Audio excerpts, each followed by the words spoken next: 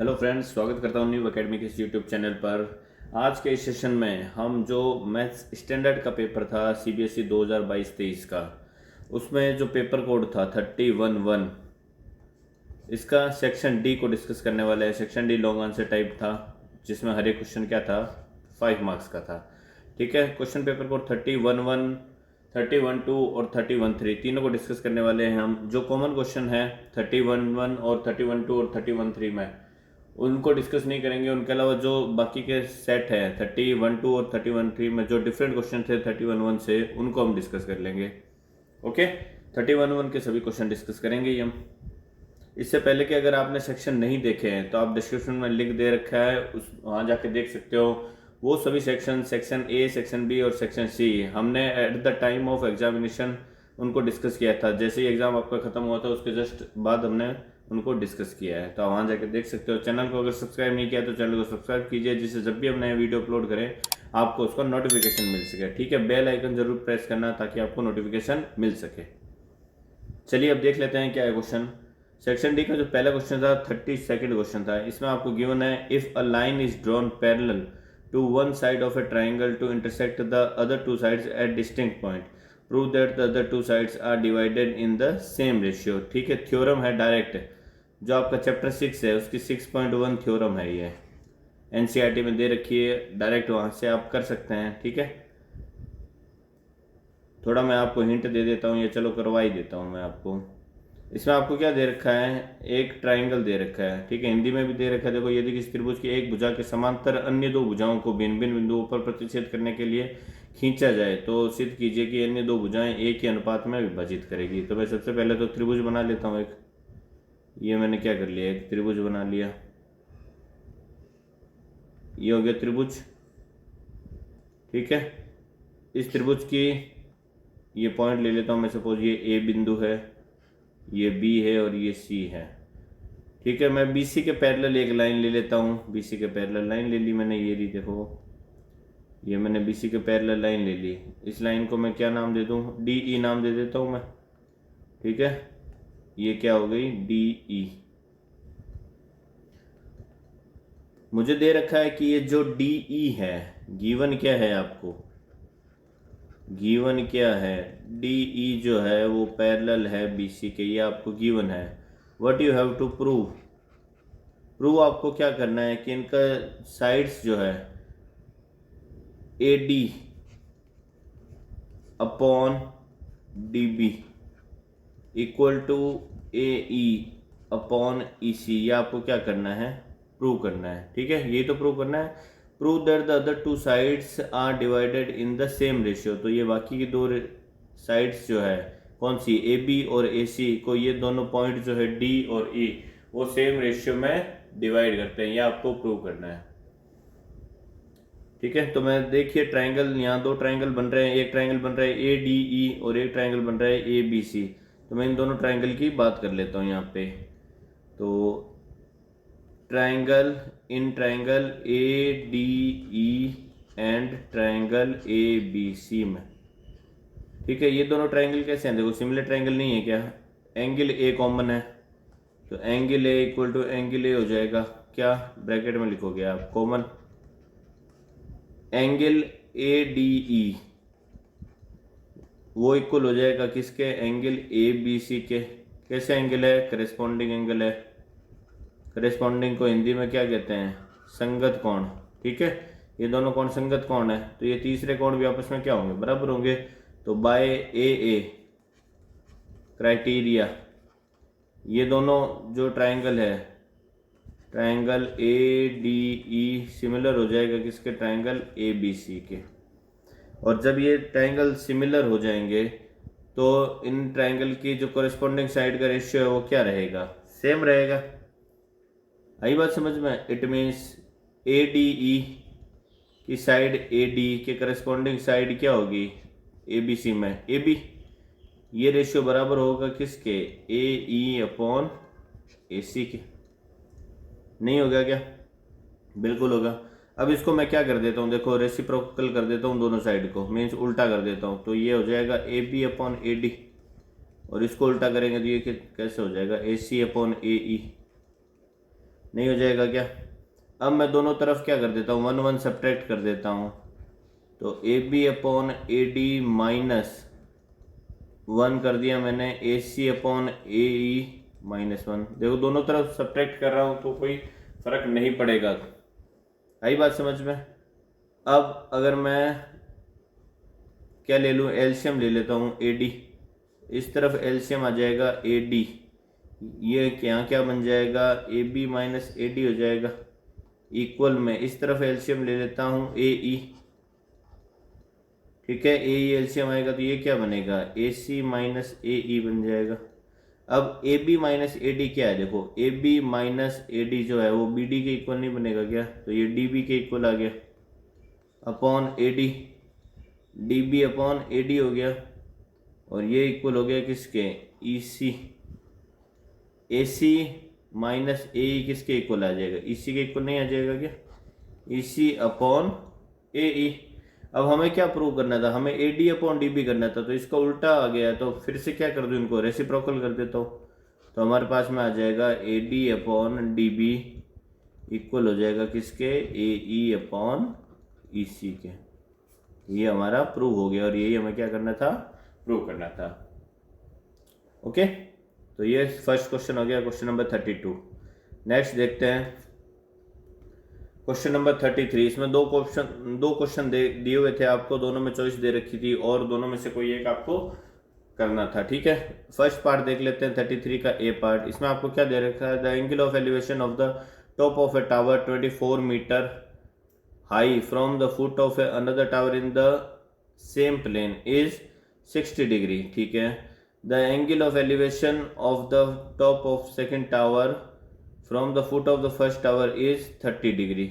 इसका मतलब जो पहले वाला टावर है उसकी हाइट ज़्यादा है, तो हाइट ज़्यादा है ना, तभी तो एंगल ज़्यादा बन रहा है 60 डिग्री का। दूसरे वाले में एंगल 30 डिग्री बन रहा है, इसका मतलब उसका क्या है, हाइट कम है, तभी तो जो बड़ा वाला है उसके फुट से छोटे वाले के हेड पे एंगल 30 बन रहा है। आई बात समझ में? आपको क्या दे रखा है, एक मीनार दे रखी है जो 24 मीटर ऊंची है और दूसरी मीनार के शिखर का उन्नयन कोण 60 डिग्री है। ठीक है, एक मीनार के पाद से 24 मीटर ऊंची दूसरी मीनार है।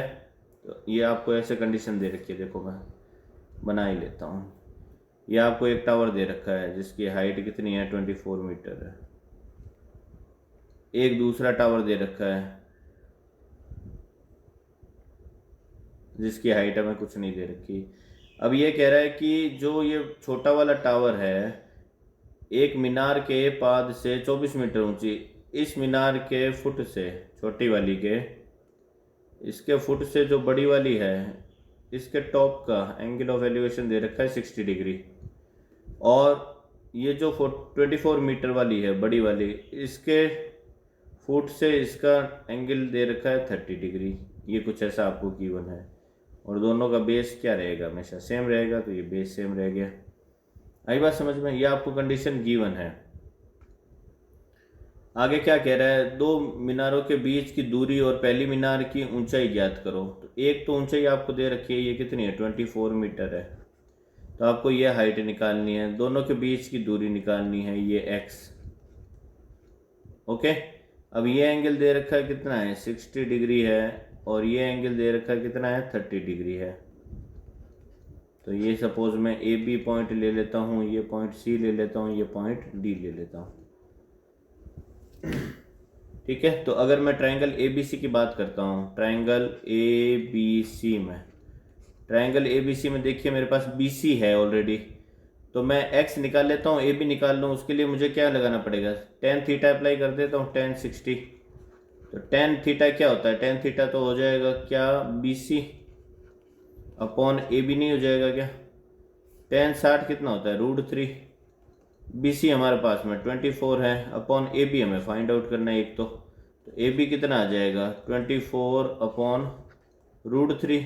√3 से मल्टीप्लाई, √3 से डिवाइड करेंगे, बिकॉज डिनोमिनेटर में इरेशनल टर्म्स को नहीं रखा जाता, उससे इरेशनल टर्म को क्या करते हैं, फिनिश करते हैं ना। तो ये देखो √3 और √3 कितना बन जाएगा, 3 बन जाएगा, और 3 इस 24 को 8 टाइम्स क्या कर देगा, कैंसिल कर देगा। इट मीन्स आपकी जो ए बी की वैल्यू आई है, ये वाली ए बी, वो कितना आ गया, 8 √3।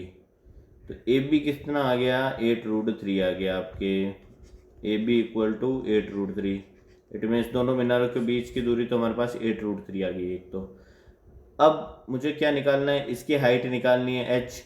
तो इसमें फिर से tan थीटा लगा दूँ। ट्राइंगल किस में, ट्राइंगल ए बी डी में, ट्राइंगल ए बी डी में अगर मैं tan थीटा लगाता हूँ तो tan 30 इक्वल टू क्या हो जाएगा, फिर A D upon A B हो जाएगा। ए डी क्या है, h अपॉन ए बी क्या है, x। x की वैल्यू हमने अभी निकाली है, कितनी है, अभी तो निकाली है 8√3, 8 इंटू √3। ठीक है, तो tan 30 कितना होता है, 1/√3 इक्वल टू h अपॉन 8√3। √3 से √3 कैंसिल हो गया, h की वैल्यू कितनी आ गई आपके पास में, 8 आ गई है। इट मीन्स ये जो छोटा वाला है इसकी हाइट कितनी हो गई, 8 हो गई। तो जब ये 8 आ गई है, h इक्वल टू 8 आ गया ना ये, तो इन दोनों पॉइंट को अगर मैं मिलाऊंगा, सपोज ये पॉइंट E है अगर, तो ये पहले 24 था, ये 8 हो गया, तो ये ऊपर वाला EC कितना बच गया, फिर 16 नहीं बच गया क्या, बिल्कुल बच गया। क्यों, हमें आगे भी इसमें फाइंड आउट करना है, दोनों मीनारों के शिखरों को जोड़ने वाली तार की लंबाई भी ज्ञात करो। दोनों के शिखर क्या है, D शिखर और C, ये D और ये C शिखर है। इन दोनों पॉइंट को जोड़ने वाली लाइन की लंबाई भी आपको निकालनी है। मीन्स आपको ये वाली चीज़ भी फाइंड आउट करनी है इसमें। तो कर लेते हैं, क्या दिक्कत है। हमारे पास में क्या है, एंगल दे रखा है। एंगल की ज़रूरत है क्या कहीं पे, देखिए अगर जो ए बी होगा वही क्या होगा, डी ई नहीं होगा क्या। ए बी कितना है, 8√3 है, तो ये भी कितना होगा, 8√3 नहीं होगा। ये 16 है, ये 8√3 है, तो सी डी कैसे आ जाएगा, पाइथागोरस से नहीं आ जाएगा क्या। C D square equal to क्या हो जाएगा, डी ई का whole square plus E C का होल स्क्वायर। ओके, तो सी डी डी ई कितना है, 8√3, तो 8√3 का होल स्क्वायर हो गया प्लस ई सी 16 का होल स्क्वायर हो गया। 8√3 का स्क्वायर, 8 का स्क्वायर 64, और √3 का स्क्वायर 3, तो 64 इंटू 3 कितना हो जाएगा, 192। ठीक है, प्लस देखो 64 इंटू 3, तो 60 इंटू 3 करोगे कितना आता है, 60 इंटू 3 करने पे 180 आता है, और 4 इंटू 3 करोगे तो 12 आ जाएगा।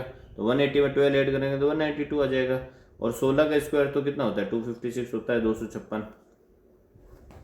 ओके, ये दोनों मिलाएंगे कितना बनाएगा, 6 और 2 8, 9 एंड 5 14, 1 कैरी और ये 4।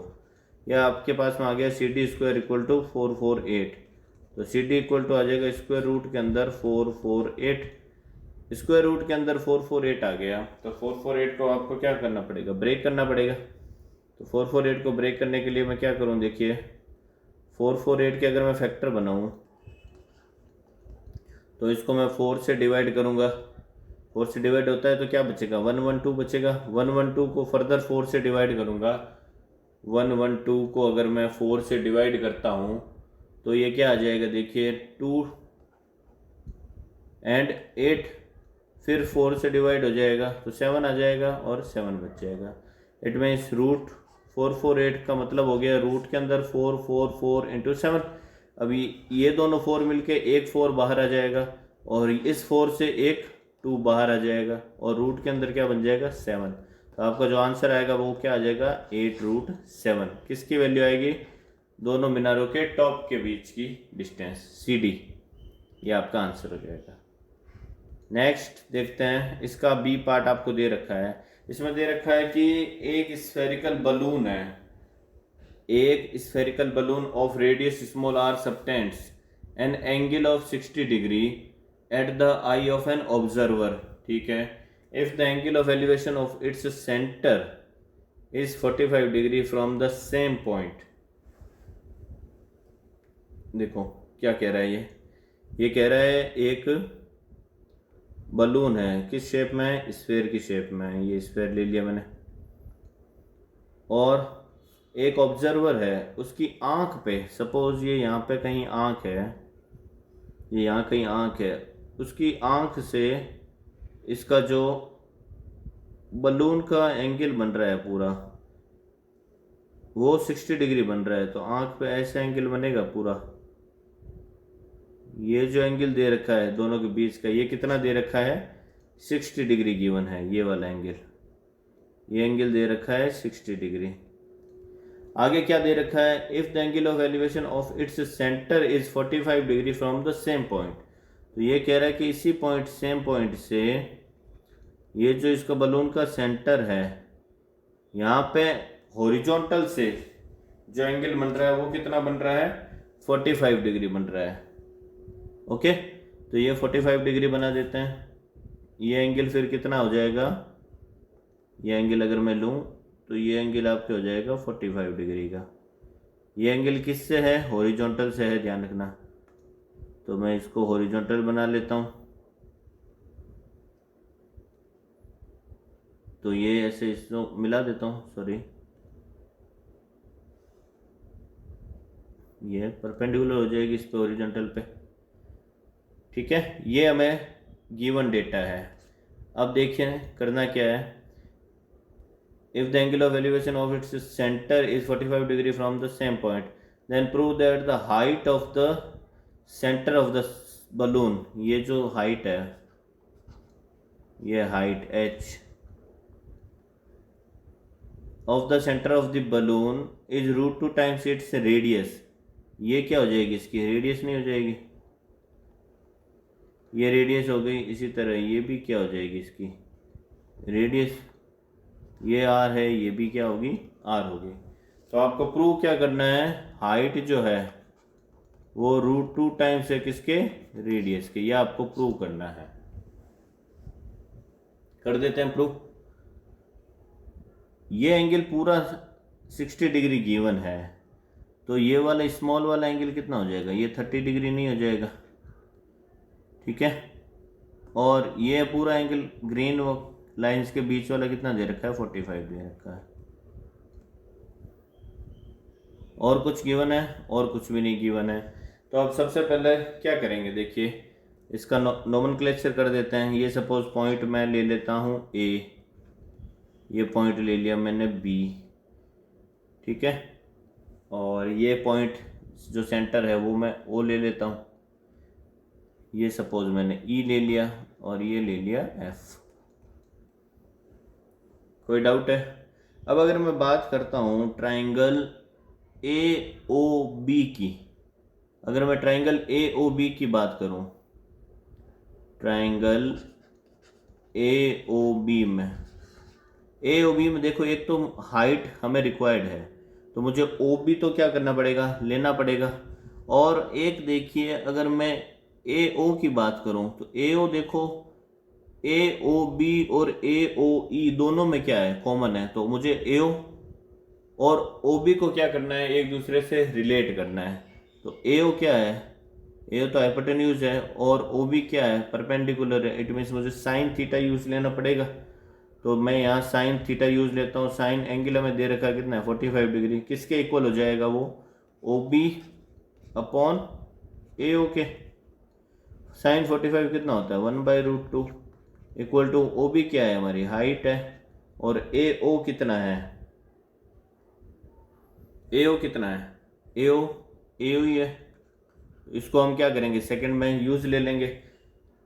तो ए ओ की वैल्यू यहाँ से जो आ जाएगी वो क्या आ जाएगी हमारी, A O equal to √2 times of H. ये हमारी फर्स्ट इक्वेशन आ गई सपोज। अब मैं बात करता हूँ कौन से ट्राइंगल में, ट्राइंगल ए ओ ई में। ट्राइंगल ए ओ ई की अगर मैं बात करूँ तो इस ट्राइंगल में देखिए, ये एंगल नहीं, यहाँ 90 डिग्री बनेगा, क्योंकि रेडियस और टेंजेंट के बीच में हमेशा एंगल क्या बनता है, ये 90 डिग्री बनता है। किस पॉइंट पे, at the point of contact, जो स्पर्श बिंदु होता है वहाँ पर। तो ये 90 डिग्री है। अगर अब ये 30 डिग्री दे रखा है, मुझे आर चाहिए और ए ओ चाहिए, तो फिर से क्या लगाऊंगा मैं, साइन थीटा लगाऊंगा। साइन 30 डिग्री इक्वल टू क्या हो जाएगा फिर, ओ ई परपेंडिकुलर, लंब बट्टा क्या होता है, कर्ण होता है, ओ ए या फिर ए ओ। तो साइन 30 कितना हो जाएगा यहाँ पे 1/2 इक्वल टू ओ ई क्या है, रेडियस है, अपॉन ओ ए या ए ओ। तो यहाँ से ए ओ की वैल्यू क्या आ जाएगी, यहाँ से ए ओ की वैल्यू आ जाएगी 2 टाइम्स ऑफ आर। ठीक है, ये इक्वेशन सेकंड हो गई। तो फ्रॉम इक्वेशन 1 एंड इक्वेशन 2, समीकरण 1 और 2 से ए ओ निकल गया 1 और 2 में, इसका मतलब √2h की वैल्यू जो है वो बराबर होगी किसके, 2r के। इस √2 से ये 2 कटेगा कितने टाइम्स, √2 टाइम्स, इसका मतलब h की वैल्यू किसके बराबर आ गई, √2r के बराबर आ गई। यह आपका क्या हो जाएगा, प्रूव हो जाएगा। चलिए नेक्स्ट देखते हैं। इसके बाद में इस क्वेश्चन में अगले में आपको दे रखा है कि a code of a circle of radius 14 centimetre, एक जो जीवा है सर्कल की, जिस सर्कल की त्रिज्या कितनी है 14 सेंटीमीटर यानी 14 सेंटीमीटर दे रखी है, subtends an angle of 60 degree at the centre. देखिए क्या दे रखा है, एक कोड दे रखी है आपको, ये सर्कल है, इस सर्कल की एक जीवा है, तो जीवा बना लेता हूँ मैं, ये सर्कल है, इस सर्कल की एक जीवा है ए बी, ये जीवा ए बी है। ये ए बी जो है वो इसके सेंटर पे, ये सपोज यहाँ सेंटर अगर मैं लेता हूँ तो यह इस सेंटर पे क्या कर रही है, यहाँ 60 डिग्री का एंगल बना रही है, ये हमें गिवन है, ये सेंटर पे ये यहाँ से एंगल बनाएगी 60 डिग्री का। ओके, तो ये एंगल पूरा कितना दे रखा है हमें, 60 डिग्री दे रखा है। ये सपोज जीवा में ए बी ले लेता हूँ जीवा को, ठीक है, इसकी रेडियस कितनी है 14 है, तो ये 14 है, तो ये भी 14 होगा। अब 14 centimetre subtended angle of 60 degree at the centre, find the area of the corresponding minor segment of the circle, also find the area of the major segment of the circle. तो ये माइनर सेगमेंट जो है किसका, इस जीवा का, means ये वाला एरिया निकालना है आपको। कौन सा वाला, एक तो ये वाला एरिया फाइंड आउट करना है। तो ये तो माइनर हो गया, और इसके अलावा जो ऊपर वाला होगा पूरा वो क्या हो जाएगा फिर, मेजर एरिया हो जाएगा। तो माइनर एरिया कैसे निकलेगा, देखो आपको सर्कल के सेक्टर का एरिया निकालना आता है, उसी से निकलेगा। तो area of minor sector, area of minor sector कितना हो जाएगा, देखिए theta upon 360 degree into pi r square. ये तो क्या होगा, पूरे सेक्टर का निकलेगा, किसका, ये जो ए ओ बी है ट्राइंगल के साथ में, और ये जो आर्क के साथ में येलो बन सॉरी रेड बन रहा है, इस पूरे का एरिया निकलेगा इससे, इस फॉर्मूले से। अगर इस पूरे में से मैं सब्ट्रैक्ट कर देता हूँ किसको, इस त्रिभुज के क्षेत्रफल को, ए ओ बी। अब ए ओ बी कैसा ट्राइंगल है, देखिए ये 60 डिग्री है अगर, और ये दोनों भुजाएं त्रिभुज की बराबर है, इसका मतलब यहाँ जो कोण बनेंगे इन बराबर भुजाओं से वो भी क्या होंगे, एक दूसरे के बराबर होंगे। अब त्रिभुज में एक कोण अगर 60 हो गया तो बाकी दोनों कोण मिला के कितना बनाएंगे, 120 बनाएंगे, और वो दोनों क्या होंगे, बाकी के दोनों कोण बराबर होंगे। तो 120 बराबर बराबर डिवाइड होगा किस में, 60 में, इसका मतलब ये भी 60 होगा और ये भी 60 होगा। इसका मतलब मैं ये कह सकता हूँ कि सभी तीनों कोण कितने होंगे, 60-60 डिग्री के। तो समबाहु त्रिभुज है तो ये भुजाओं भी सभी क्या होगी फिर, बराबर होगी। तो 14-14-14 तीनों भुजाएं हो जाएगी। तो इसका मतलब ए ओ बी क्या है, एक समबाहु त्रिभुज है, इक्विलेटरल ट्राइंगल है। तो इक्विलेटरल ट्राइंगल का एरिया आपको क्या करना है, इस पूरे एरिया में से सब्ट्रैक्ट करना है। इक्विलेटरल ट्राइंगल का एरिया कितना होता है, √3/4 इंटू आर स्क्वायर, यही तो होता है, या फिर ए स्क्वायर, ये भुजा ए है ना, ए स्क्वायर होता है, सॉरी ये, क्योंकि यहाँ ए की वैल्यू आर के इक्वल है। अब आपको वैल्यू पुट करनी है, थीटा कितना दे रखा है 60 upon 360 into pi 22/7 into r square कितना है 14 इंटू 14, माइनस ये दे रखा है कितना √3/4 इंटू ए स्क्वायर भी कितना है 14 इंटू 14 है। तो ये देखो 60 से 160 कट जाएगा 6 टाइम्स, ये 7 से 14 कट जाएगा 2 टाइम्स, ये 2 से ये कट जाएगा 3 टाइम्स। इट मीन्स अपर में क्या आ जाएगा इसके, देखिए इसमें बचेगा 22 बच रहा है, एक तो एक 14 बच रहा है, बाकी कैंसिल हो गया। तो 14 इंटू टू कितना होगा 28, 28 को 11 से मल्टीप्लाई करना है तो 8, ये कितना हो गया 0 1 3, 308 आ गया ये तो। ओके तो 3 ये तो हो गया 308/3। माइनस करना है इसमें से, ये इससे कैंसिल करेगा 7 टाइम्स और 7 टाइम्स, ये बनेगा 49 इंटू √3। तो √3 की वैल्यू यहाँ 1.732 रख लीजिए और इसको आप डिवाइड करोगे तो ये कितना आ जाएगा 1 टाइम्स 1 0 3 टाइम्स,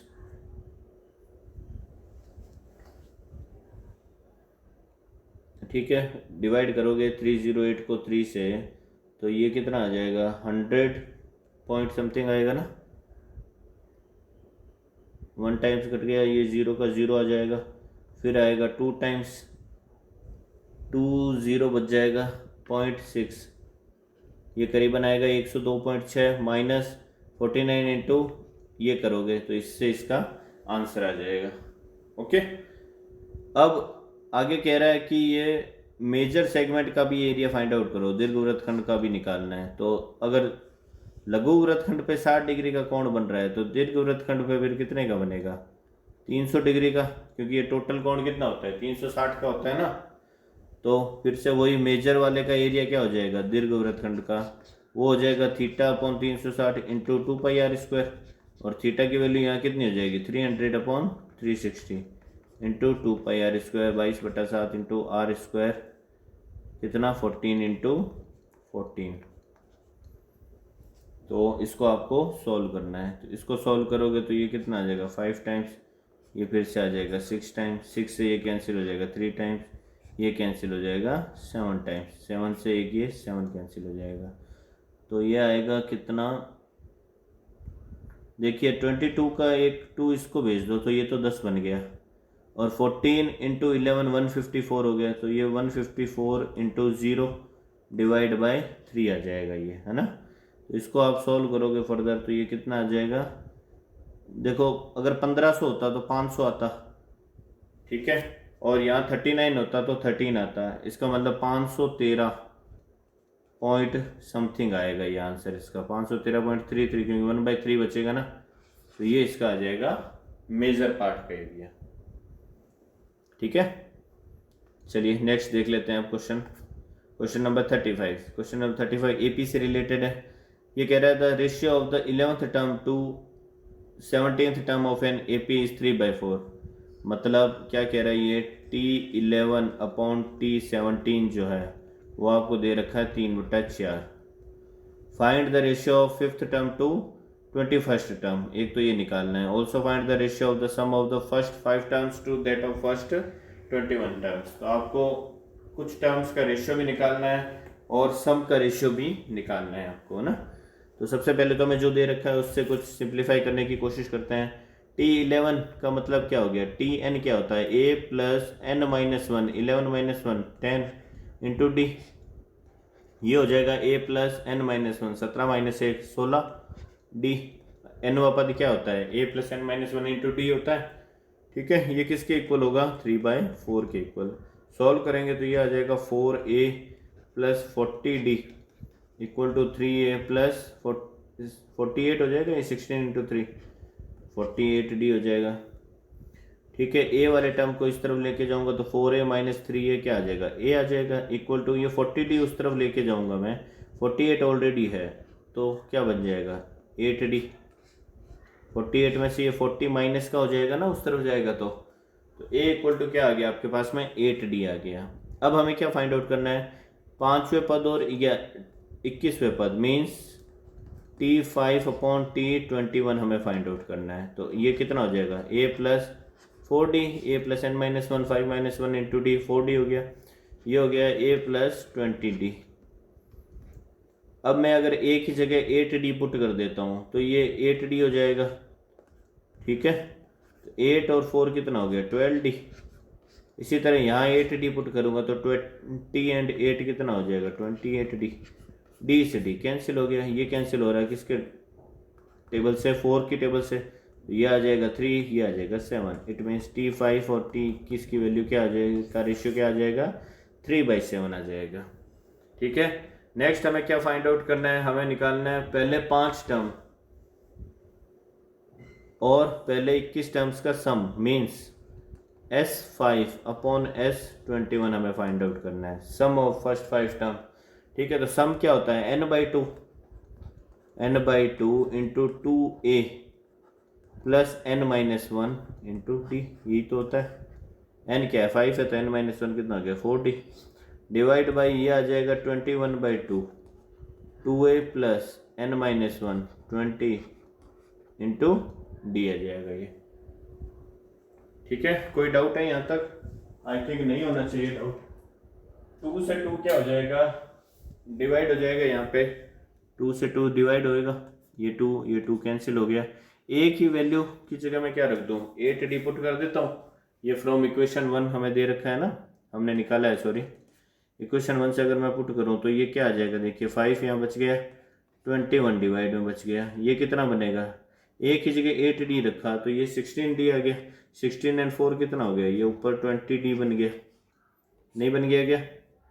और ये कितना बनेगा, 8 रखूंगा, 8 टू जा 16d ये आ गया और 20d ये आ गया, तो 36d हो गया। ये d से d फिर कैंसिल हो जाएगा, ये 4 की टेबल से ये 5 टाइम्स, ये 9 टाइम्स, तो सम कितना आएगा, 5 इंटू 5 25 अपॉन 21 इंटू 9, तो ये 9 1 जा 9 और 9 2 जा 18, 189।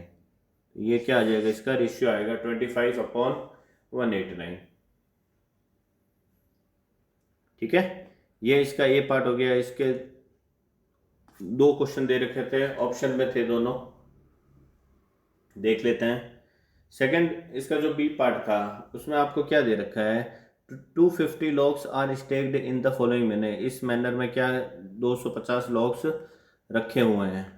ओके, 250 है total, 22 logs in the bottom row, फिर 21 नेक्स्ट रो, फिर 20, इसका मतलब जो लास्ट वाली रो है, सबसे नीचे मीन्स पहली रो, उसमें 21 है, फिर सॉरी 22 है, फिर 21 है, फिर 20 है, फिर 19 है, इसी तरह करते करते ये आगे बढ़ रहा है ना। Okay, in how many rows are the 250 logs placed, ये यहाँ 22, okay, in how many rows 250 logs are placed and how many logs are there in the top row. ये कह रहा है कि 250 जो हैं ये टोटल लकड़े, ये कितनी रो में आएंगे, तो इसका मतलब टोटल हमें दे रखा है कितना है, 250, मीन्स सम दे रखा है, हमें योगफल दे रखा है पदों का। ठीक है, पहला पद क्या है, 22 है, इट मीन्स हमें दे क्या रखा है, सम दे रखा है 250। फर्स्ट टर्म क्या है, स्मॉल ए 22 है, और कॉमन डिफरेंस कितना है, सार्वंतर एक दे रखा है, माइनस का घट रहा है, देखो 22 थे पहले, फिर 21 हुए, फिर 20 हुए, मीन्स जो डी है वो -1 दे रखा है। तो बस हमें क्या करना है, सीधा अप्लाई करना है, किसमें, सम दे रखा है ना, तो सम से कुछ तो निकालेंगे, क्या निकालेंगे, in how many rows, means n की वैल्यू फाइंड आउट करेंगे, तो एस एन हमें दे रखा है, एस एन की वैल्यू क्या होती है, n/2, 2a plus n-1 into D होता है ये। एस एन कितना दे रखा है, 250 इक्वल टू एन हमें फाइंड आउट करना है, ए हमारे पास 22 है, 22 इंटू 2 करोगे तो ये 44 हो जाएगा, प्लस n-1 इंटू डी की वैल्यू क्या है, -1 है। ठीक है, इसको सिंप्लीफाई करेंगे तो 2 को उस तरफ भेज दिया तो ये तो 500 हो गया, क्रॉस मल्टीप्लाई कर दिया, इक्वल टू ये n आ गया, ये देखिए 44 माइनस है ये 1, n से मल्टीप्लाई होगा तो -n हो जाएगा, और माइनस माइनस +1 हो जाएगा ये, तो ये क्या बन जाएगी सिंप्लीफाइड फॉर्म इसकी, 44n 500 इक्वल टू ये 44 + 1 45 है, इक्वल टू n मल्टीप्लाई होगा 45 से तो 45n हो जाएगा, और n मल्टीप्लाई होगा -n से तो ये माइनस का n² हो गया। ठीक है, इस तरफ लेके आ जाएंगे, n² प्लस का हो जाएगा 45, माइनस का हो जाएगा, और 500 ऑलरेडी प्लस का है, तो ये n में एक क्या बन गई, क्वाड्रेटिक इक्वेशन बन गई हमारे पास में। तो n में क्वाड्रेटिक इक्वेशन बन गई, इसको हमें क्या करना है, सिंप्लीफाई करना है या सॉल्व करना है। तो क्या कैसे करते हैं, कांस्टेंट टर्म को फर्स्ट वाली टर्म से, स्क्वायर वाली टर्म से मल्टीप्लाई करते हैं, कितना आ रहा है 500 एन स्क्वायर। इस 500 एन स्क्वायर के ऐसे टुकड़े बनाने हैं जिनको जोड़ने पर क्या आ जाए, मिडल वाला टर्म आ जाए। तो 500 के ऐसे टुकड़ा जिससे जोड़ने पर क्या आ जाए, 45 आ जाए। तो 25 और 20 हो गए। ठीक है, हमें माइनस का चाहिए तो दोनों ही क्या होंगे, माइनस के। तो n square minus 25 n minus 20 n plus क्या हो जाएगा 500। इन दोनों में कॉमन क्या आ रहा है, एन कॉमन आ रहा है तो एन माइनस 25 हो जाएगा ये। माइनस इन दोनों में कॉमन क्या आएगा, 20 आएगा तो ये एन माइनस 25 हो जाएगा इक्वल टू 0। तो एन माइनस 25 ओवरऑल कॉमन आ गया। यहाँ क्या बनेगा, एन माइनस 20 इक्वल टू 0। ठीक है, तो n की वैल्यू क्या आ रही है यहाँ से, n इक्वल टू, एक बार n माइनस 25 को 0 के बराबर रखोगे तो n की वैल्यू 25 आएगी। एक बार n माइनस 20 को 0 के इक्वल रखोगे तो n की वैल्यू क्या आ जाएगी, 20 आ जाएगी। तो दोनों में से कौन सी वैल्यू होगी, हमें tn निकालना है। ठीक है, तो tn निकालना है, 25 के लिए निकाल के देख लेता हूँ मैं। t25 क्या होगा फिर, a प्लस n माइनस 1 यानी 24 इंटू डी हो जाएगा ये 24d। ए की वैल्यू कितनी है 22 प्लस 24 इंटू डी की वैल्यू कितनी है -1। तो ये क्या आ जाएगा, ये तो 22 माइनस 24 आ गया, मीन्स -2। तो क्या कोई भी टर्म माइनस में हो सकती है क्या, कोई ऐसी पंक्ति हो सकती है जिसमें -2 लट्ठे रखे हों। तो माइनस में तो लट्ठे हो ही नहीं सकते ना। तो इसका मतलब n की वैल्यू 25 पॉसिबल नहीं है। ठीक है, n की वैल्यू क्या पॉसिबल है, 20 पॉसिबल है। तो n इक्वल टू 20 रख के देख लेते हैं। इसको मैं हटा दूं एक बार, इसको रब करता हूं मैं।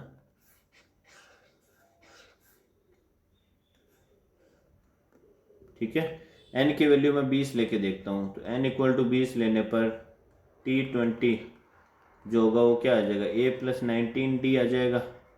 ठीक है, तो a कितना है हमारे पास में, a तो 22 है, प्लस 19 इंटू डी की वैल्यू क्या है -1 है। तो ये क्या आ जाएगा 22 माइनस 19 मीन्स 3 आ गया। t20 क्या आ गया हमारे पास में, 3 आ गया। इसका मतलब जो लास्ट रो है उसमें 3 क्या होंगे, ये लॉक्स होंगे या 3 लकड़ी के लट्ठे होंगे। तो सबसे ऊपरी पंक्ति में 3 लकड़ी के लट्ठे होंगे, ये सेकंड वाले का आंसर हो गया। और हाउ मेनी रोज में 250 होंगे, तो n की वैल्यू भी 20 आ गई। तो नंबर ऑफ रोज कितने होंगे, 20 होंगे। और आखिरी रोज में जो लकड़े होंगे वो कितने होंगे, 3 होंगे। तो 20 और 3 इस क्वेश्चन का आंसर हो जाएगा। ओके, चलिए नेक्स्ट देखते हैं। तो ये पेपर कोड 31(1) में जो थे सेक्शन डी के क्वेश्चन वो हमने डिस्कस कर लिए। अब पेपर कोड 31(2) में जो डिफरेंट क्वेश्चन थे इनसे, उनको हम डिस्कस कर लेते हैं। ये जो 32 नंबर क्वेश्चन था वो अलग था। क्या दे रखा है, अ लेडर सेट अगेंस्ट ए वॉल। एक लेडर को एक वॉल के अगेंस्ट में क्या किया जाता है, सेट किया जाता है at an angle 45 degree to the ground, ground से 45 डिग्री के एंगल पे। If the foot of the ladder is pulled away from the wall through a distance of 4 metre, its top slides at a distance of 3 metre down. ठीक है, वो कह रहा है कि जो सीढ़ी आपने लगाई है उसके जो निचला सिरा है उसको स्लाइड किया जाता है, कितना 4 मीटर। तो जो ऊपर का सिरा है जो दीवार पे लगा हुआ है वो 3 मीटर नीचे आ जाता है। ठीक है, और जो नया एंगल बनता है वो 30 डिग्री का बनता है with the ground. Find the final height of the top of the ladder from the ground and length of the ladder. ठीक है, डायग्राम बना लेते हैं इसका। देखिए डायग्राम कैसा बनेगा इसका। सपोज ये कोई दीवार है, यहाँ पे एक सेकंड रुकिए, इसको मैं रब कर देता हूँ, इसी से बना लेते हैं। सपोज ये कोई दीवार है,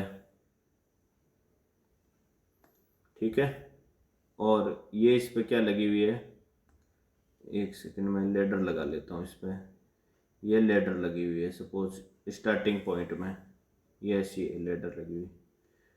अब वो क्या कह रहा है कि ये नीचे के पॉइंट को 4 मीटर से क्या कर दिया जाता है, इस तरफ खींच लिया जाता है। ये जो नीचे का पॉइंट है ना, इसको 4 मीटर इधर खींच लिया। तो जब ये नीचे का पॉइंट खींचेगा तो ये ऊपर वाला पॉइंट इस तरफ नहीं आएगा नीचे।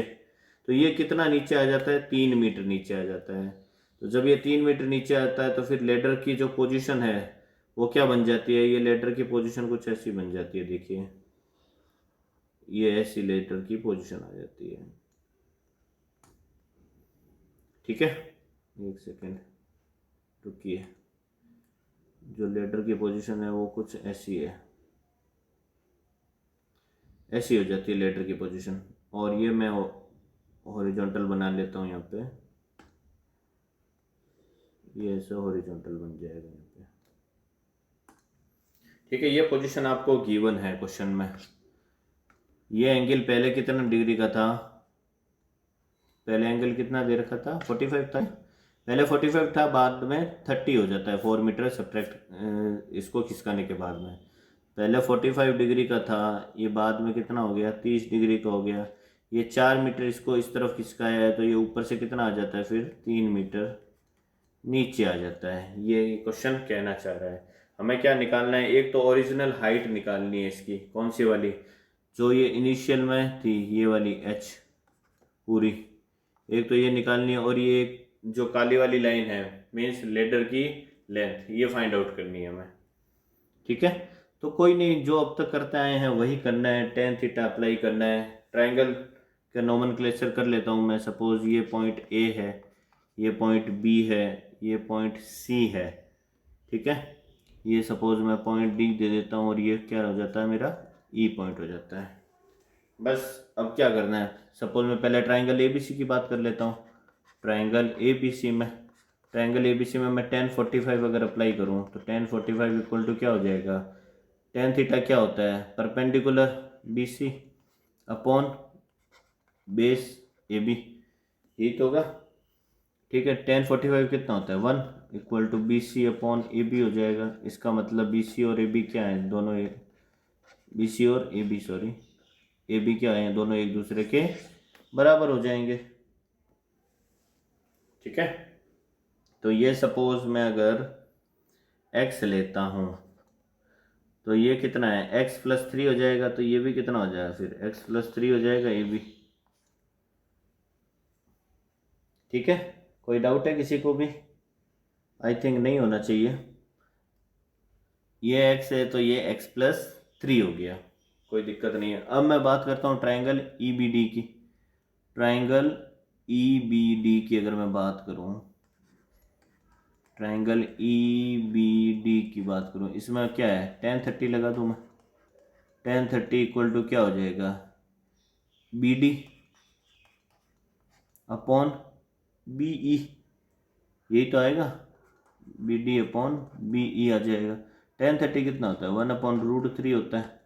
1/√3 BD कितना है हमारे पास में, x है, अपॉन BE कितना हो जाएगा, BE है x प्लस 3 प्लस 4 यानी x प्लस 7 हो जाएगा। ये नहीं हो जाएगा क्या, बिल्कुल हो जाएगा। क्रॉस मल्टीप्लाई करते हैं तो x प्लस 7 इक्वल टू कितना आ जाएगा, √3 टाइम्स ऑफ x आ गया। इस x को इस तरफ भेज दिया तो x कॉमन लूँगा तो क्या आ जाएगा, ये √3 माइनस 1 इक्वल टू 7 आ गया। तो x की वैल्यू क्या आ गई, 7/√3 माइनस 1 आ गई। ठीक है, x की वैल्यू √3 माइनस 1 आ गई। हमें क्या क्या फाइंड आउट करना है, हमें कंप्लीट हाइट फाइंड आउट करनी है, means x plus 3 find out करना है। एक तो BC, x की वैल्यू हमारे पास में है, देयरफॉर BC क्या हो जाएगा, BC इज इक्वल टू क्या आ जाएगा, x प्लस 3, x कितना है 7/√3 माइनस 1। अब यहाँ देखो डिवाइड में √3 आ रहा है, मीन्स इरेशनल टर्म आ रही है, अपरिमेय संख्या आ रही है, तो इसको रैशनलाइज करना पड़ेगा। चाहे तो आप यहाँ भी कर सकते हो, अदरवाइज यहाँ कर लीजिए। मेरे हिसाब से यहाँ आप x की जहाँ वैल्यू निकालिए यहीं पे आप इसको रैशनलाइज करके लिख लीजिए। √3 + 1 से मल्टीप्लाई, √3 + 1 से डिवाइड कर दिया, तो x इक्वल टू क्या आ गया, ये 7 इंटू √3 + 1 आ गया। डिवाइड में क्या बन जाएगा, ये a माइनस बी और a plus B, a² minus b² हो जाएगा, मीन्स √3 का स्क्वायर माइनस 1 का स्क्वायर, तो 3 माइनस 1 यानी ये 2 आ जाएगा। तो इसकी जो वैल्यू आ जाएगी वो क्या आ जाएगी, एक सेकंड में इसको रब कर देता हूँ। इसकी जो वैल्यू आएगी x की वो आ जाएगी 7/2 इंटू √3 + 1 और प्लस में आ जाएगा 3। ओके, तो ये इसका आंसर हो जाएगा। एलसीएम ले लेंगे इसको, BC की वैल्यू 2 एलसीएम आ जाएगा, तो ये आ जाएगा 7√3 + 7 + 3 × 2 = 6/2। इसको फर्दर सॉल्व करेंगे तो 6 और ये आ जाएगा 13, तो 7√3 प्लस 13/2 ये आ जाएगी किसकी हाइट, जो BC है इनिशियल हाइट पे जब वो था। अब हमें क्या निकालना है, AC निकालना है। तो AC निकालना है तो आपके पास में ये है AB भी है इन टर्म्स ऑफ x और BC भी है, ठीक है।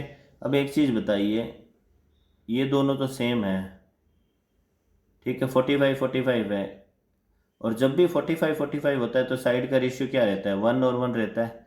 तो AB और BC दोनों क्या है, एक दूसरे के वाला है। तो जब ये 1 है ये 1 है तो ये वाली साइड कितनी होती है, √2 नहीं होती क्या। जब एंगल 45-45 होते हैं तो जो बेस और परपेंडिकुलर है उनका रेशियो हमेशा क्या रहेगा, 1:1 रहेगा, और हाइपोटेन्यूज का रेशियो इनके साथ में क्या बनेगा, √2 टाइम्स बनेगा। तो ये दोनों तो हमारे पास में है, BC तो अभी हमने निकाला है, ये BC की वैल्यू आई है, तो इसका अगर मैं √2 टाइम्स कर दूं, देयरफॉर क्या हो जाएगा, AC equal to √2 times of BC। तो इसको √2 से आपको क्या करना है, 7√3 प्लस 13/2 को मल्टीप्लाई करना है, ये इसका क्या हो जाएगा, आंसर हो जाएगा। ओके, चलिए नेक्स्ट देखते हैं, नेक्स्ट क्वेश्चन क्या है। नेक्स्ट आपको दे रखा है PA QB और RC जो है, are each perpendicular to AC। ये PA QB और RC जो है वो AC पर क्या है, लंब है, परपेंडिकुलर है। इफ़ AP x दे रखा है, QB z दे रखा है, और RY जो है RC जो है वो y के इक्वल दे रखा है।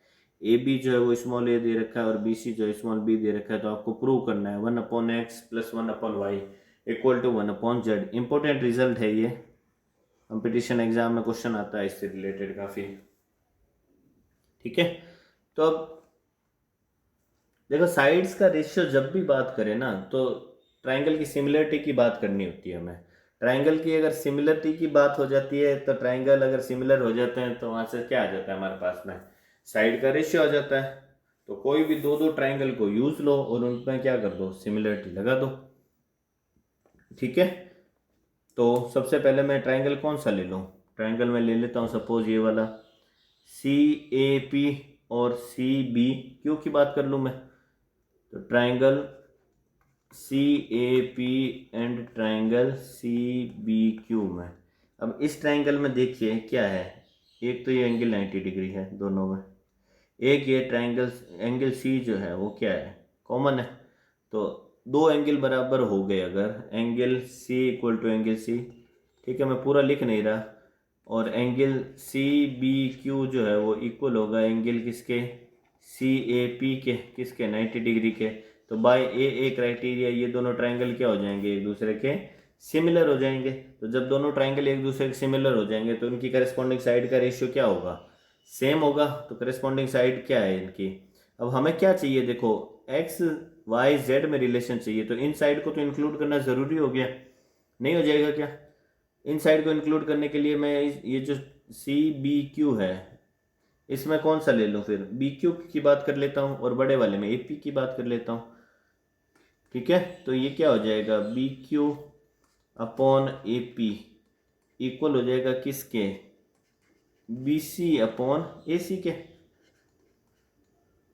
ओके। अब BQ क्या है हमारा, Z, तो ये Z हो गया, अपॉन AP क्या है, X, तो Z/X किसके इक्वल हो गया, BC/AC के इक्वल हो गया, ठीक है। BC और AC को आप A और B की फॉर्म में भी लिख सकते हो, अदरवाइज ऐसे ही रहने दो। ये हमारी इक्वेशन 1 हो जाएगी। अब सिमिलरली मैं फिर से कौन सा, इस बार इस तरफ वाले ट्राइंगल की बात कर लेता हूँ, ABQ और ACR की बात कर लूँ अगर मैं, तो ट्राइंगल पहले यहाँ बड़ा वाला लिया है कि CAP लिया है, तो इसमें ACR ले लो, triangle ACR and triangle ABQ में। तो इसमें भी देखिए ये एंगल, एक सेकेंड, ये एंगल 90, ये एंगल 90 और ये एंगल कॉमन। तो ये ट्राइंगल कैसे हो जाएंगे, सिमिलर ट्राइंगल हो जाएंगे दोनों। और जब ट्राइंगल दोनों सिमिलर हो गए तो करस्पॉन्डिंग साइड्स का रेशियो क्या हो जाएगा, सेम हो जाएगा ना। तो करस्पॉन्डिंग साइड ACR में करस्पॉन्डिंग साइड क्या है, CR, ठीक है। ए सी आर की अगर मैं बात करूं तो ये हो जाएगा सी आर अपॉन में बी क्यू इक्वल टू हो जाएगा किसके, ए सी अपॉन, पहले बड़ा वाला लिया ना हमने, सी आर की बात की है तो A C upon A B हो जाएगा। ये सी आर क्या है हमारे पास में, सी आर की वैल्यू वाई है और बी क्यू क्या है, Z equal to A C upon A B, ये तो दे रखा है, ए सी अपॉन ए बी आ गया। ठीक है, अब अगर एक चीज़ देखिए, ये z अपॉन एक्स है, ये y अपॉन जेड है, तो इसको अगर मैं उल्टा कर दूं z upon Y equal to क्या आ जाएगा, ये ए बी अपॉन ए सी नहीं आ जाएगा क्या, बिकॉज z क्या हो जाएगा, कॉमन आ जाएगा। अगर मैं इक्वेशन इसको 2 नाम दे दूं, अगर मैं 1 + 2 कर दूं, इक्वेशन 1 प्लस इक्वेशन 2 करता हूं अगर मैं, तो देखिए z upon X plus Z upon Y जो है वो इक्वल हो जाएगा किसके, ये है B C upon A C plus हो जाएगा ए बी अपॉन ए सी के। ठीक है, इक्वल में देखो B C A C LCM आ गया और B C plus A B, B C plus A B तो ए सी बनाएंगे तो इट मीन्स ये तो कैंसिल हो गया। यहाँ इक्वल में क्या आ गया, इसके 1 आ गया, यहाँ से कॉमन क्या आ गया, z कॉमन आ गया, 1 upon X plus 1 upon Y बच गया, और इक्वल में क्या है 1 है तो ये z डिनोमिनेटर में जाएगा तो ये क्या हो जाएगा 1 अपॉन z, तो 1 upon X plus 1 upon Y की वैल्यू इक्वल हो जाएगी किसके, 1 अपॉन z के। और यही आपको क्या था, प्रूव करना था यहाँ पे। ओके, तो ये 34 का ए पार्ट हो गया। इसी के और में एक और क्वेश्चन दे रखा है, इसमें क्या करना है आपको, इन द गिवन फिगर, ये 2 फिगर दे रखे हैं, C D and R S are respectively the medians. C D और आर एस जो है वो क्या है, माध्यिकाएं हैं दोनों त्रिभुज की, तो माध्यिका क्या करती है, सामने वाली साइड्स को 1:1 में डिवाइड करती है बराबर, इसका मतलब ये बराबर होगा इसके और ये बराबर होगा इसके। ठीक है, सबसे पहले तो ये हमें ध्यान रखना होगा। आगे क्या दे रखा है, एंड ए बी सी और पी क्यू आर की मीडियन है if A B C similar है, ए बी सी है जो कि सिमिलर है ट्राइंगल पी क्यू आर के। ओके, ये दोनों ट्राइंगल सिमिलर दे ही रखा है हमें, तो आपको प्रूव करना है ए डी सी सिमिलर है पी एस आर के। सिंपल है, अगर ये दोनों ट्राइंगल ए बी सी और पी क्यू आर अगर हमें सिमिलर दे रखे हैं तो उस सिमिलरिटी को यूज करना है, बस नहीं कर सकते, उस सिमिलरिटी को सिर्फ हमें यूज करके इसको सॉल्व करना है। तो सबसे पहले एक चीज बताइए मुझे, जो ये ए डी है इस केस में मैं सपोज यहाँ सॉल्व कर दूं क्या, यहाँ देखो ए डी इक्वल टू मैं लिख सकता हूँ हाफ ऑफ ए बी लिख दो। इसी तरह से ये जो पी एस है वो किसके इक्वल है, हाफ ऑफ पी क्यू। ठीक है, मीडियंस माध्यिका की प्रॉपर्टी होती है, ये माध्यिका का गुण होता है, मीडियंस की प्रॉपर्टी होती है। अब हमें गिवन है क्या है, ए बी सी और पी क्यू आर एक दूसरे के सिमिलर है, triangle A B C similar to a triangle P Q R के। तो जब ये दोनों ट्राइंगल सिमिलर है तो इनकी करस्पॉन्डिंग साइड का रेशियो भी क्या रहेगा, सेम रहेगा। तो करस्पॉन्डिंग साइड क्या है, ए बी सी में ए बी ले लेता हूँ, ठीक है, और इसमें क्या ले लेता हूँ, पी क्यू ले लेता हूँ पी क्यू आर में, क्योंकि रिस्पेक्टिव साइड ही लेनी है, करस्पॉन्डिंग साइड ये में, तो A B upon P Q equal आ जाएगा किसके, A C upon P R के, नहीं आ जाएगा। अब हमें ए डी और पी एस को इंट्रोड्यूस करना है, तो ए बी की जगह मैं 2 टाइम्स ए डी नहीं लिख सकता क्या, ये जो ए बी है इसकी जगह मैं 2 टाइम्स ऑफ ए डी लिख दूँ, और पी क्यू की जगह क्या लिख दूँ, 2 टाइम्स ऑफ पी एस। तो ये क्या हो जाएगा, 2 times of A D upon 2 times of P S equal है किसके, A C upon P R के। ठीक है, 2 से 2 कैंसिल हो गया, it means A D upon P S, ये वाली साइड ए डी अपॉन पी एस जो है वो इक्वल है किसके, A C upon P R के। इट मीन्स ये दोनों ट्राइंगल के साइड्स का करस्पॉन्डिंग साइड का रेशियो जो है, ये ट्राइंगल और ये वाला ट्राइंगल, इनकी करस्पॉन्डिंग साइड का रेशियो क्या आ रहा है, सेम आ रहा है। तो जब रेशियो सेम आ रहा है तो ये दोनों करस्पॉन्डिंग ट्राइंगल क्या होंगे, सिमिलर होंगे। इट मीन्स मैं ये कह सकता हूँ कि triangle A D C similar है ट्राइंगल पी एस आर के। एक तो ये प्रूव हो गया फर्स्ट वाला। सेकंड हमें क्या दे रखा है, देखो सेकंड हमें प्रूव करना है A D into P R equal है ए सी इंटू पी एस के। तो इसी का उल्टा प्रूव कर दो कि हमने फर्स्ट में प्रूव किया है triangle A D C similar है ट्राइंगल पी एस आर के, ठीक है, फ्रॉम फर्स्ट प्रूफ। ठीक है, जब ये दोनों ट्राइंगल क्या है, सिमिलर है, तो इनके करस्पॉन्डिंग साइड का रेशियो भी क्या रहेगा, सिमिलर रहेगा। तो इनके करस्पॉन्डिंग साइड में क्या ले लूँ, ए डी अपॉन उसकी पी एस आ जाएगी करस्पॉन्डिंग साइड, ये इक्वल आ जाएगा किसके, A C upon P R के। जो ये यहाँ लिखा वही सेम है। अब क्या करना है, हमें क्रॉस मल्टीप्लाई करना है। तो क्रॉस मल्टीप्लाई करूँगा तो ए डी इंटू क्या आ जाएगा, पी आर आ जाएगा, इक्वल आ जाएगा किसके, A C into P S के। यही हमारा क्या है, सेकेंड रिजल्ट है जो हमें प्रूव करना है, ये वाला। ठीक है, तो ये क्या आ जाएगा, इसका सेकेंड का प्रूफ हो जाएगा। नेक्स्ट देखते हैं। ओके, ये ऐसे ब्लैंक रह गया। नेक्स्ट अब देखते हैं, हमें दे रखा है sides A B and A C are medians, A B and sides AB and AC and median AM of a triangle ABC are proportional to the side DE and EF and median DN of, ये same ही है जो अभी हमने किया है ना। फिर उससे वही सिमिलरिटी को यूज़ करके दोनों ट्राइंगल को क्या करना है, करेस्पॉन्डिंग साइड्स का रेशियो लेना है आपको, और ट्राइंगल ABC और ट्राइंगल DEF को आपको प्रूव करना है। ठीक है, सेम है जो अभी तक करते आए हैं वही सेम करना है आपको। पेपर कोड है 31(3) का। ठीक है, ये आपके चैप्टर में भी है, एक्सरसाइज 6.3 जो है उसका 14 नंबर क्वेश्चन है ये, आप वहाँ जाके भी चेक कर सकते हो इसको। ठीक है, कुछ नया नहीं है, जो अभी तक हम सिमिलरिटी जितने क्वेश्चन में यूज़ किया है वही सेम प्रोसेस है। दोनों ट्राइंगल की करस्पॉन्डिंग साइड्स को लेना है और उनको क्या करना है, सिमिलर प्रूव करना है। नेक्स्ट देखते हैं। नेक्स्ट आपको दे रखा है इसी का बी पार्ट है, जो ए बी सी डी क्या है, एक पैरेललोग्राम दे रखा है। A B C D parallelogram है। P is a point on side BC and DP when produced meets AB produced at L। ये कह रहा है कि AB को आगे बढ़ा दिया और DP को भी आगे बढ़ा दिया, तो ये दोनों क्या कर रहे हैं, L पे एक दूसरे को इंटरसेक्ट कर रहे हैं या काट रहे हैं L पे। तो जब ये दोनों एक दूसरे को L पे काट रहे हैं तो आपको प्रूव करना है क्या, DP अपॉन PL। फिर से वही चीज़ें करनी है यार, DP upon PL equal to DC upon BL। DC तो किसके इक्वल है, AB के इक्वल है। इट में से ही वही सेम चीज़ प्रूव करनी है जो अभी तक करते आए हैं हम। ठीक है, चलिए देख लेते हैं, कर लेते हैं, चलो।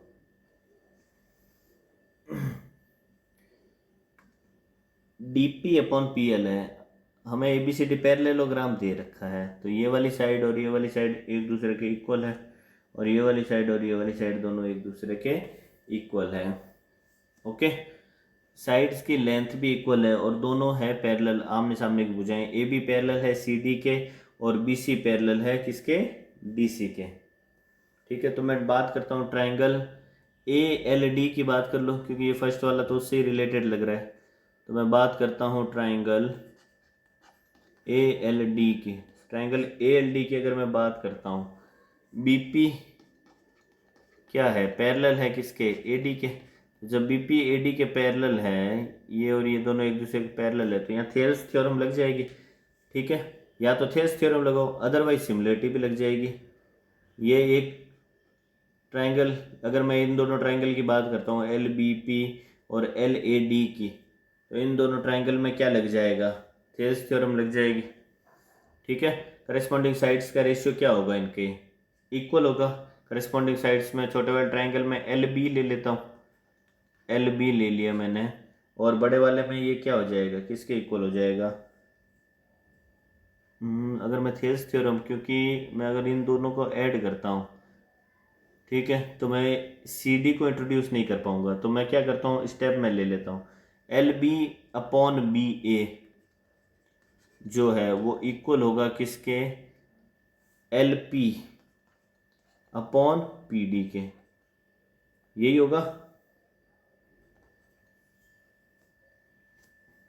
ठीक है, एल बी अपॉन बी ए इक्वल होगा L P upon P D के। अब देखिए, जो ये ए बी है इसकी जगह मैं सी डी पुट कर सकता हूँ, क्योंकि दोनों क्या है, सेम ही रहेगी, नहीं रहेगी क्या। तो एल बी को क्या लिख दिया मैंने, बी एल लिख दिया यहाँ पे। बी एल अपॉन बी ए की जगह मैं क्या लिख दूँ, डी सी लिख दूँ, या ए बी की जगह डी सी लिख दूँ, इक्वल टू किसके हो जाएगा, एल पी हमें चाहिए यहाँ पे, एल पी या फिर पी एल लिख देता हूँ मैं इसको, और जो पी डी है इसको मैं क्या लिख देता हूँ, डी पी लिख देता हूँ। अब इनको क्या कर दूँ मैं, क्रॉस या रेसिप्रोकेट कर देता हूँ या उल्टा कर देता हूँ। तो उल्टा करने पे ये क्या आ जाएगा, देखो D C upon B L equal हो जाएगा किसके, D P upon P L के। तो ये आपका फर्स्ट रिजल्ट प्रूव हो जाएगा एक तो। ठीक है, अब इसी को अगर मैं फर्दर आगे बढ़ाता हूँ, हमें क्या नेक्स्ट निकालना है, देखो D L upon D P निकालना है। तो डी पी तो हमारे पास में यहाँ से आ ही जाएगा। ठीक है, तो D P upon P L की वैल्यू हमारे पास में है। अगर मैं इसको क्या कर दूँ, उल्टा कर दूँ, D P upon P L है हमारे पास में, अगर मैं इसको उल्टा करके लिख देता हूँ, सपोज मैं इसको लिख दूँ P L upon D P.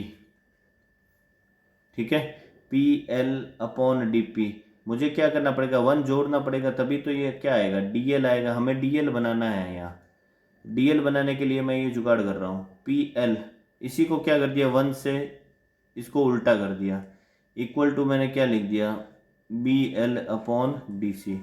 अब दोनों तरफ मैं क्या कर देता हूँ, वन वन ऐड कर देता हूँ। यहाँ एलसीएम लूँगा तो ये एलसीएम डी पी आ जाएगा, और ये बन जाएगा P L plus D P, equal हो जाएगा किसके, ये डी सी आ गया ये, और ये आ जाएगा B L plus D C. तो P L plus D P किसके इक्वल आ जाएगा, डी एल के इक्वल आ जाएगा। तो ये बन जाएगा हमारा D L upon D P equal में B L plus D C, B L plus D C, D C तो किसके इक्वल है, ए बी के इक्वल है। तो यहाँ अगर मैं डी सी की जगह ए बी पुट करता हूँ नेक्स्ट स्टेप में, तो B L plus A B जो है वो किसके इक्वल आ जाएगा, ए एल के इक्वल आ जाएगा। तो A L upon D P हो जाएगा ये। ठीक है, ये सेकंड वाला प्रूव हो जाएगा। नेक्स्ट वो कह रहा है कि if L P upon P D जो है वो 2:3 दे रखा है। एल पी कहाँ है भाई, ये 2 है, और पी डी क्या दे रखा है, 3 दे रखा है। तो ये कह रहा है बी पी और बी सी का रेशियो निकालना है, बी पी और बी सी का रेशियो। ठीक है, अब देखिए ये ट्रायंगल में अगर मैं सिमिलरिटी लगाता हूँ, थेल्स थ्योरम लगाता हूँ, तो अगर ये 2 और 3 है तो ये साइड 2 होगी, और 2 और 3 ये 5 होगी। ठीक है, यही तो होता है। तो अगर ये 5 है, ए डी 5 है, तो बी सी भी कितना होगा, 5 ही होगा। तो हमें क्या पूछा है, बी पी का रेशियो कितना होगा, 2 होगा, और बी सी का रेशियो कितना होगा, 5 होगा। ये आंसर आएगा 2:5 from Thales theorem. Thales theorem apply करोगे, थेल्स थ्योरम में क्या होता है भैया, थेल्स थ्योरम में होता है पी एल अपॉन, ये हो जाएगा P L upon D L equal हो जाएगा किसके, B P upon A D के। ठीक है, पी एल हमें दे रखा है कितना है, 2 है, और डी एल कितना हो जाएगा हमारे पास में, 5 हो जाएगा, और ये इक्वल हो जाएगा बी पी के upon A D. A D की वैल्यू किसके बराबर है, बी सी के बराबर है, तो ये बी सी है। तो ये इसका क्या हो जाएगा, आंसर हो जाएगा। ओके, नेक्स्ट देख लेते हैं क्वेश्चन। नेक्स्ट क्वेश्चन नंबर 35 है। इसमें आपको दे रखा है an aeroplane when flying at a height of 3000 metre, एक एरोप्लेन जो 3000 मीटर की ऊंचाई पर है, from the ground passes vertically above another aeroplane, एक दूसरे एरोप्लेन के ऊपर से पास होता है, यानी कि गुजरता है वो, ठीक है। At the same instant when the angles of elevation of the two planes from the same point on the ground are 60 degree and 45 degree, ठीक है। वो जिस पॉइंट पे गुजरता है उस सेम टाइम इंस्टेंट पे एक ग्राउंड पर किसी पॉइंट से दोनों हवाई जहाज़ों के जो एंगल ऑफ एलिवेशन है यानी उन्नयन कोण है वो 60 डिग्री और 45 डिग्री होते हैं। Find the vertical distance between the aeroplanes at that instant, उस बिंदु पर या उस पॉइंट पर आपको क्या निकालना है, दोनों एरोप्लेनों के बीच की दूरी निकालनी है। Also find the distance of the first plane from the point of observation, ये कह रहा है कि जो पहला वाला प्लेन है, also find the distance of first plane from the point of observation, ठीक है, निकाल लेंगे। जो पॉइंट ऑफ ऑब्जर्वेशन है उस बिंदु से जो पहला प्लेन उड़ रहा है उसकी डिस्टेंस निकालनी है आपको। तो इसका डायग्राम बना लेते हैं सबसे पहले। तो एक सेकेंड, डायग्राम बनाएंगे इसका।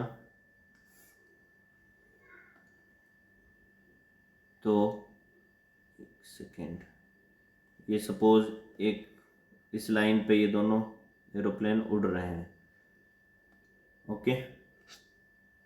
ये सपोज ऊपर वाला एरोप्लेन है, ये ऊपर वाला एक किसी दूसरे एरोप्लेन के जस्ट ऊपर से उड़ रहा है, और ये जो डिस्टेंस है ग्राउंड से, ये ग्राउंड है, ठीक है। ये डिस्टेंस आपको टोटल दे रखी है, कितनी है, 4000 मीटर या 3000 दे रखी है, ये आपको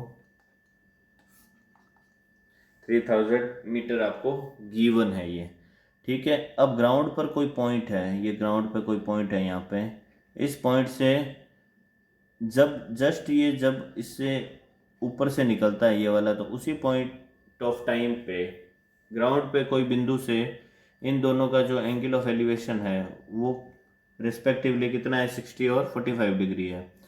तो इस पॉइंट को अगर मैं इससे मिला देता हूँ तो ये एंगल 60 बनना चाहिए, और इसको अगर मैं इससे मिला देता हूँ तो ये कितना बनना चाहिए, फिर 45 बनना चाहिए, ठीक है। ये आपको दे रखा है ग्राउंड पे, ये है तो दोनों हॉरिजॉन्टल पे सेम ग्राउंड पे, ये आपको कंडीशन गिवन है।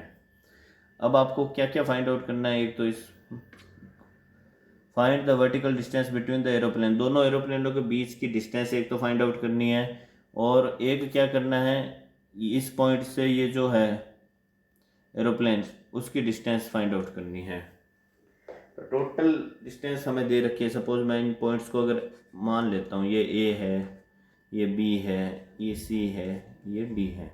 पहले एंगल कितना बन रहा था, 60 डिग्री का, बाद में कितना हो गया, 45। इसका मतलब ये वाला जो एंगल है वो 45 डिग्री है, ठीक है। और ये वाला पूरा जो है वो कितना है, 60 डिग्री है, ये आपको गिवन है।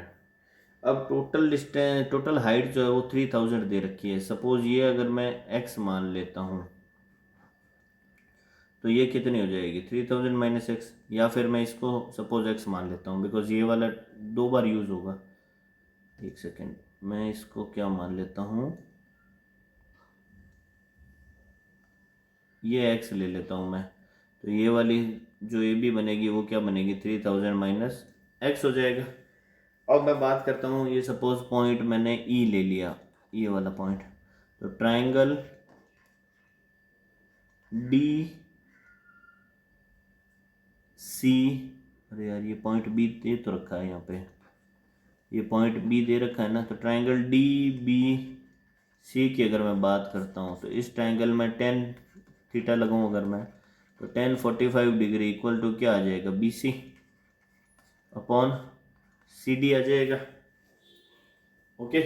तो 1045 कितना होता है, 1 होता है, तो 1 इक्वल टू क्या हो जाएगा, B C upon C D.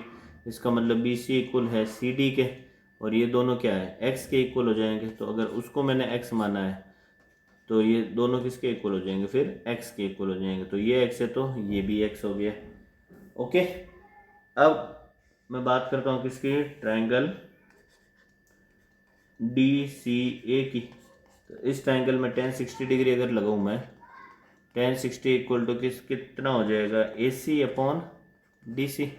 1060 की वैल्यू कितनी होती है, √3 इक्वल टू ए सी कितना है, 3000 upon D C X. X की वैल्यू क्या आ जाएगी यहाँ से, 3000 अपॉन √3, अब √3 डिवाइड में आ रहा है तो इरेशनल टर्म को हटाने के लिए इसको क्या कर दिया मैंने, √3 से मल्टीप्लाई और √3 से डिवाइड कर दिया।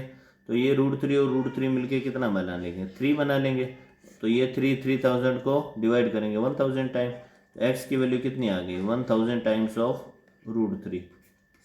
ठीक है, और √3 की वैल्यू दे रखे हैं 1.73 दे रखा है, 1.73 है ना, ये आगे 2 भी दे रखा है, 1.73 दे रखा है √3 की वैल्यू। तो यहाँ 1.73 पुट करोगे √3 की जगह, 1.73 को आप 1000 से मल्टीप्लाई करोगे तो पॉइंट हटाओगे तो 2 0 आ जाएगा, 2 0 से 2 0 कैंसिल हो जाएंगे, तो 173 इंटू 10 1730 क्या आ जाएगा, एक्स आ जाएगा।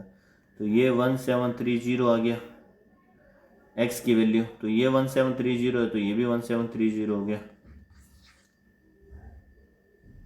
ओके, तो हमें क्या निकालनी है, एक तो ए बी फाइंड आउट करना है। Therefore A B equal to क्या हो जाएगा, ए बी इक्वल टू हो जाएगा ए सी माइनस बी सी।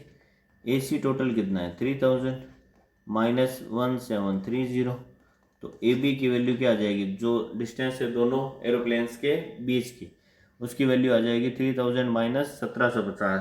तो अगर मैं 3000 में से 1700 घटाता हूँ तो 1300 बचते हैं, तो 1300 में से 30 और घटा दिया तो कितना आ गया फिर 1270। ये आपका डिस्टेंस बिटवीन 2 एरोप्लेन्स आ गया। एक तो फर्स्ट जो हमें पूछा है। सेकंड हमें पूछा है कि ये जो पॉइंट है ज़मीन पे, इसकी एरोप्लेन्स जो फर्स्ट वाला है इसकी दूरी कितनी है, means A D find out करना है। तो ए डी फाइंड आउट करने के लिए क्या करोगे आप, A D square equal to Pythagoras लगा दोगे, हाइपोटेन्यूज है ये बेस है, ये परपेंडिकुलर है। तो A D square equal to क्या हो जाएगा, D C square plus A C square हो जाएगा। ठीक है, तो डी सी स्क्वायर की जगह वैल्यू पुट करनी है आपको, नहीं तो एक और तरीका है इसको निकालने का। देखिए हमें ये क्या निकालना है, हाइपोटेन्यूज निकालना है, और ये क्या दे रखा है, परपेंडिकुलर है। तो परपेंडिकुलर अपॉन हाइपोटेन्यूज अगर मैं यूज लूँगा, मीन्स साइन यूज ले लूँ मैं, साइन 60। तो साइन 60 अगर मैं यूज लेता हूँ, एक सेकेंड यहाँ पे कर लेते हैं इसको, साइन 60 यूज लेता हूँ मैं कौन से ट्राइंगल में, ट्राइंगल डी सी ए में। साइन 60 किसके इक्वल आ जाएगा, A C upon A D. और साइन 60 किसके इक्वल होता है, √3/2 के इक्वल होता है। तो ये √3/2 इक्वल टू ए सी की वैल्यू कितनी है 3000 है, अपॉन ए डी हमें क्या करना है, फाइंड आउट करना है। तो ए डी की वैल्यू क्या आ जाएगी फिर यहाँ से, ए डी इक्वल टू आ जाएगा 6000, क्यों 3000 इंटू 2 हो जाएगा, क्रॉस मल्टीप्लाई करोगे अपॉन √3 आ गया। अब ये √3 डिवाइड में आ रहा है तो √3 से मल्टीप्लाई, √3 से डिवाइड कर दिया फिर से, तो ये 3 बन जाएगा, √3 इंटू √3 मिलकर 3 बनेगा। 3 6000 को डिवाइड करेंगे 2000 टाइम में, इट मीन्स जो ए डी है वो कितना आ जाएगा 2000 टाइम्स ऑफ √3। ये इसका आंसर आ जाएगा। ठीक है, यही पूछा था हमें क्या पूछा था, साथ ही प्रेक्षण बिंदु से पहले विमान की दूरी ज्ञात कीजिए। तो प्रेक्षण बिंदु से हमने जो पहला विमान था, जो हाइट पे सबसे दोनों में से जो ऊपर था वही हमारा पहला विमान था, तो उसकी हमने प्रेक्षण बिंदु से दूरी निकाली, किसके इक्वल आ गई वो 2000 इंटू √3 से। नेक्स्ट देख लेते हैं। ओके, तो ये सेक्शन डी जो था paper code 3011 maths standard 2022-23 CBSE exam का, वो हमने डिस्कस कर लिया। नेक्स्ट सेक्शन में हम जो केस स्टडी के क्वेश्चन थे सेक्शन ई से रिलेटेड, उनको हम डिस्कस करने वाले हैं। चैनल को अगर सब्सक्राइब नहीं किया तो चैनल को सब्सक्राइब कीजिए, जिससे जब भी हम नए वीडियो अपलोड करें आपको उसका नोटिफिकेशन मिल सके, और बेल आइकन जरूर प्रेस करना, तभी आपको नोटिफिकेशन मिलेगा। ठीक है, कमेंट सेक्शन में हमें कमेंट करके बताइए कि नेक्स्ट आप कौन सा पेपर जो है इसके बाद में डिस्कस करवाना चाहते हैं, whether it is of mathematics basic और mathematics standard with paper code लिखना कमेंट सेक्शन में, ताकि वो पेपर हम पहले डिस्कस कर सकें। ठीक है, तो इस वीडियो में बस इतना ही, मिलते हैं हमारे अगले वीडियो में, तब तक के लिए bye bye and take care.